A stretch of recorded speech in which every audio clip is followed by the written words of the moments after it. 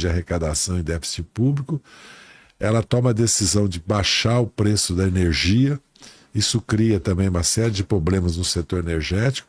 E os mesmos que pediram para ela, foi a Fiesp, né, que era dirigida pelo Paulo Scaff, fazer isso e aplaudiram, porque tem vídeo, clipe, tem clipe de programa pago na televisão, deles agradecendo a Dilma, depois se volta contra ela.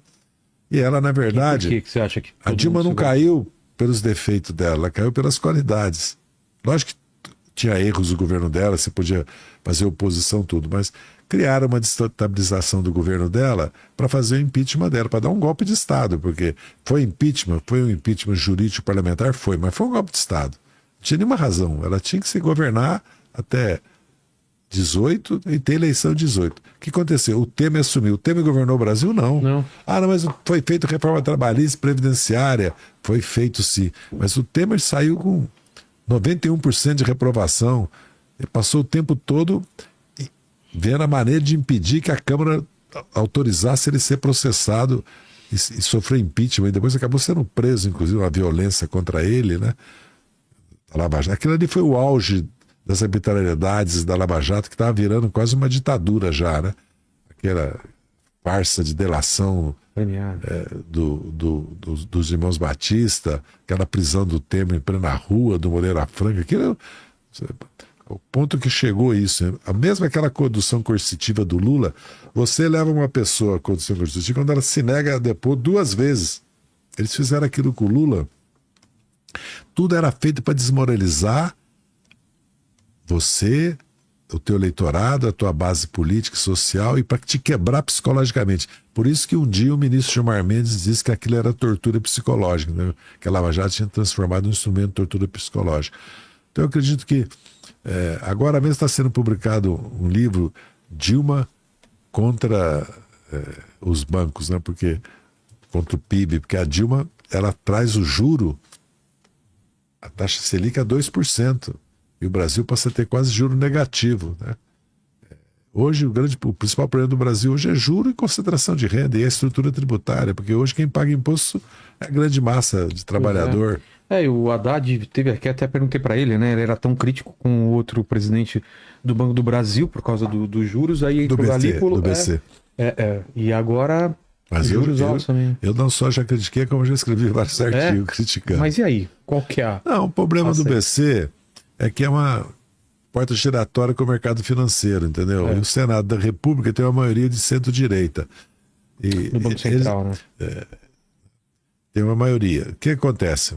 Hoje mesmo tem artigo hoje ou anteontem, no Valor Econômico do Cafar, de um jornalista, falando que o Brasil tem uma meta de inflação de 3%, isso é totalmente irreal. Quem decide? Antes era o Conselho Monetário Internacional, que a sociedade civil participava. Hoje é o ministro do Planejamento, da Fazenda, o presidente do Banco Central. Certo? O Banco Central quer desacelerar a economia para reduzir a inflação, mas se a inflação não for de demanda, for de choque externo, como climático, porque nos países como os Estados Unidos, a energia e alimento não entra no núcleo de inflação. Não entra? Não, nem na Europa. Qual é o motivo? Porque é muito totalmente o aumento do preço da energia não é por causa do aumento da demanda, é o aumento do preço da comida, mais por causa do problema climático, problema de commodity, problema do dólar, do câmbio, entendeu? Tem várias razões. Por exemplo, agora, porque a carne vai cair de preço porque vai ter mais carne para vender no Brasil? Pode ser, mas isso não pode estar no núcleo da inflação. Isso não é um fator estrutural da economia. Então, tem toda uma discussão. O que o Brasil não pode é pagar 10% de juros da dívida pública. Isso significa pagar 1 trilhão. Significa que você está pagando para 1.750.000 pessoas quase 80% disso. E você não pode ter uma dívida pública e 80% dela é juro. É como você dever e pagar juros de 4,5% ao mês. Você não vai pagar nunca essa dívida. Você não vai conseguir pagar o juro dessa dívida, que acontece com a maioria dos trabalhadores. Inclusive esse próprio consignado, na verdade não devia existir.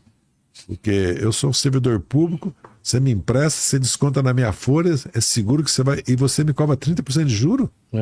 Com a inflação de 5%? Quanto é que você ganha em 10 bilhões? Você ganha 2 bilhões e 10 bilhões.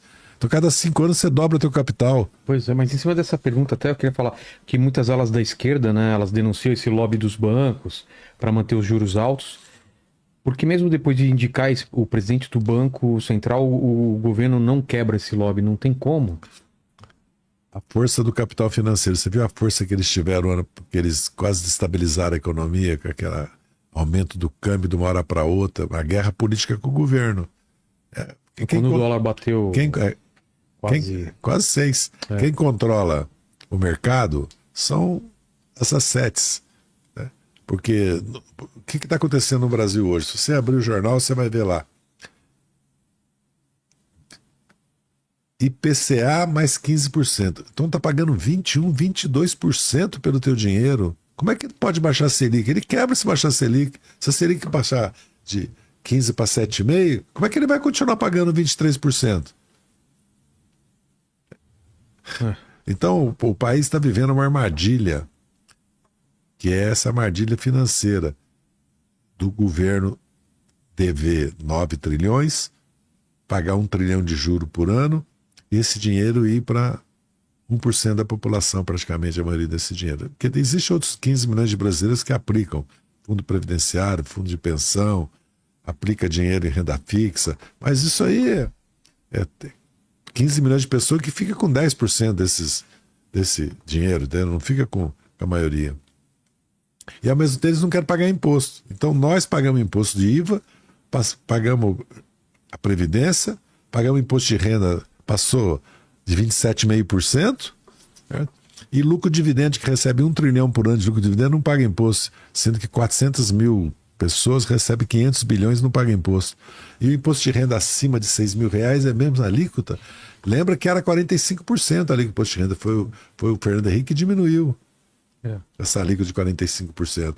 No mundo todo, o imposto de renda, primeiro, agora o Lula vai fazer a isenção até 5 mil, que rebate até 7 mil. O imposto de renda vai aumentando conforme se você ganha 600 mil, você paga mais que a pessoa ganha 6 mil. Você não pode pagar a mesma alíquota. Né? Isso, imposto no mundo é sobre riqueza, patrimônio e renda. Não é sobre consumo e produção. No Brasil é sobre consumo.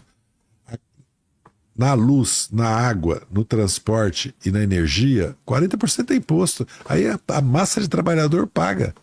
Por isso que teve necessidade agora de dar isenção até 5 mil, até 80 volts, megawatts, e depois até 120, vai ser zero o custo, como o gás. O governo vai entregar gás para acho que 15 milhões de pessoas a custo zero, vai comprar 90, porque o preço que está, a pessoa não consegue, porque é uma maneira de ajudar a sociedade. E aí a gente entra então no Temer e Bolsonaro. Por que surge Bolsonaro e não outro cara para ocupar essa lacuna anti-PT e mais ao conservadorismo, assim? Porque...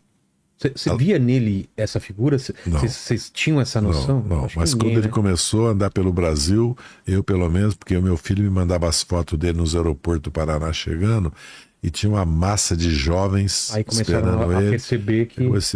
Ele tinha 17%, mas como a rejeição dele era muito alta, ainda havia uma expectativa que ele não ganharia. Talvez a facada tenha jogado um papel aí... Não, tem, com certeza. De catarse, né? De atração. De síntese, assim, de atração. Porque, primeiro, a Lava Jato destruiu a classe política brasileira.